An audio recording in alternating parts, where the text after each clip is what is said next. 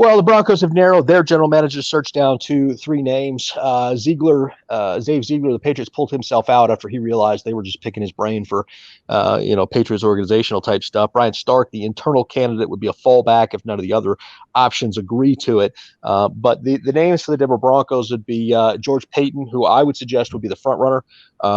Terry Fontenot, and then Champ Kelly of the Chicago Bears. I think, and there's a scenario here where George Paton comes in and takes the general manager job, and Champ Kelly comes in and takes Matt Russell, who just retired, job as the head of pro player personnel, director of pro player personnel. So there's still things in the works here, but I would suggest that George Paton had a great interview and is kind of the favorite candidate and has the Gary Kubiak seal of endorsement, which carries a lot of weight around here.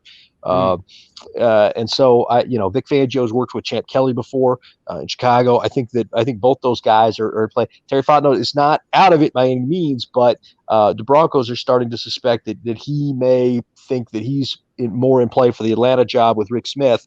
And so I think that they're trying to prepare because they want to get this thing wrapped up this week.